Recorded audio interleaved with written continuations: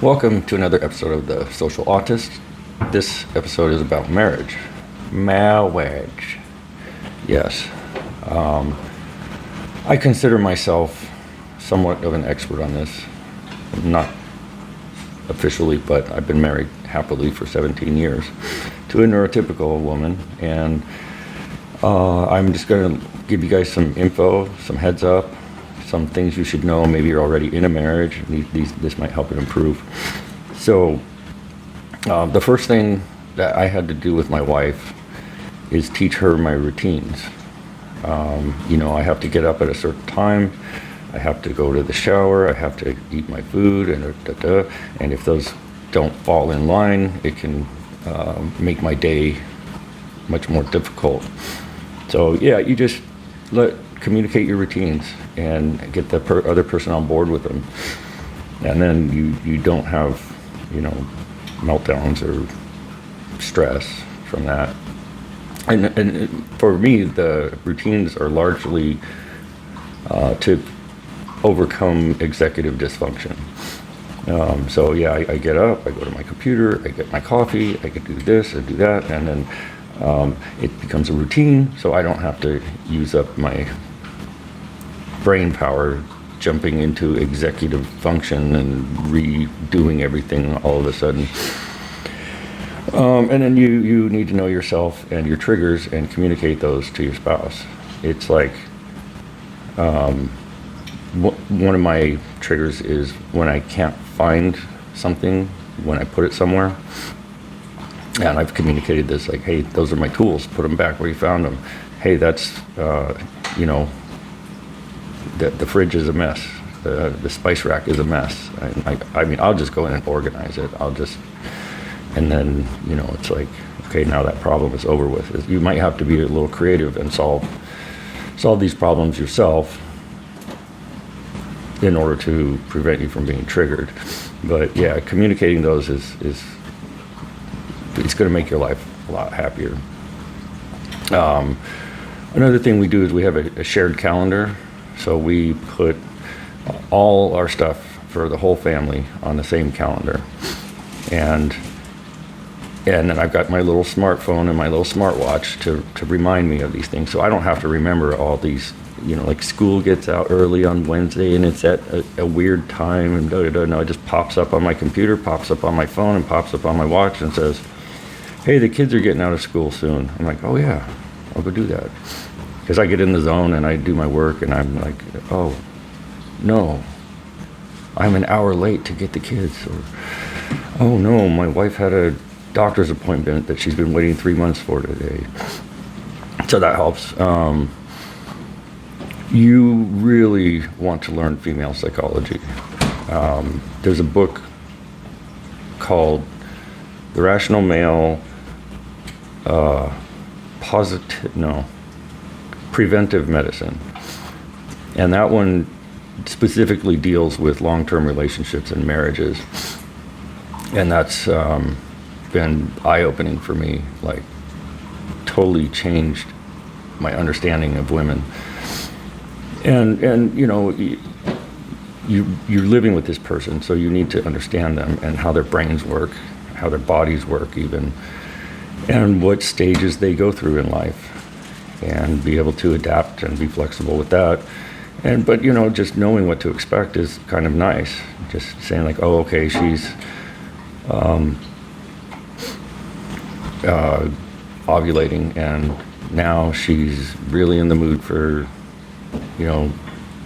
intimacy, and she's going through these monthly cycles, yearly cycles, decades-long cycles, and just understanding where their head is at really helps. One of the most difficult challenges for me was living together 24/7 with another person, and that's where all this communication comes in. And I have my own space that I go to, and she knows, like, oh, I don't want to bother him unless he's, it's something urgent, like, oh, it's time to get the kids, or hey, do you want this for dinner, But, and when I'm ready to talk to her, I come out of my space and I go to her and we have our talks. So yeah, I mean, you really got to have your own space and respect it, set boundaries, and you won't be miserable. And let's see, there's a bit of Pavlovian conditioning, especially with the kids, where I'm watching a video, or I'm answering an email from my lawyer, and my kid just wants to come right up, and I'll be like, "Hey, can't you see that I'm watching a video?" And oh yeah, so yeah, there's kind of like this conditioning that has to be done for some people, especially kids. Sometimes it's your wife, but yeah, you use that type of rewarding good behavior, punishing bad behavior, and or ignoring bad behavior. But I prefer to just get it out, communicate it. Like I don't like that. Let's see. Oh, this right here. Let's see if I can get it on there. It's OxyPure oxytocin intranasal spray. Now that stuff's cool because if you have my particular type of autism, it gives you the, what do you call it? It gives you the love hormone, basically. So you can take it and you can experience pair bonding with your woman, and that's really cool. And then you can also take it during orgasm.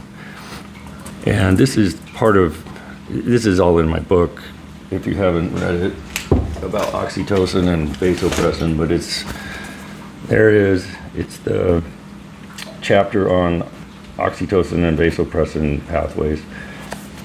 And it goes a little bit into the science. It's not too detailed, but it does kind of explain what the social aspect of oxytocin is and how it integrates into love and marriage and pair bonding and orgasms, and kind of like you're inducing a innate change in the brain that makes you have more of the parental types of behaviors. Mate guarding, that's always fun. Women are like, he's jealous. You're like, that's actually a good thing. That's mate guarding. Territorialism, and women will say that's toxic masculinity. That's aggression. Whatever. It's biology. But yeah, that oxytocin really works for me. And there's other things I probably haven't considered, but those are the big ones. Those are the ones that you're gonna hit in a marriage, no matter what. And then is the rest depends on the people involved. It's like if you've got a bad person and you're married to him, maybe I shouldn't be, or you've got someone who's like narcissistic or borderline personality disorder or something like that. Yeah, I mean, just don't, just get out of that situation. But as far as you find a neurotypical woman, she's normal, she wants to be a wife, she wants to be a mother. The male and female dynamic just come together naturally. So there's not really much difference other than these, like triggers and routines and executive dysfunction things, and having space to just be, hyper focused on your research, whatever you're doing, writing a book or something.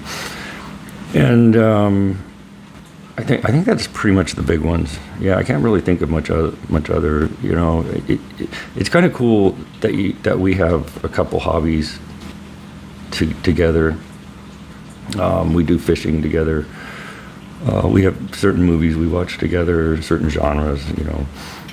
But, sometimes, like, I want to go watch my Walking Dead 10 seasons, right? And she, like, after 3 or 4 episodes, she's out, and I go do that for a week or two, and then she's over there watching, I don't know, her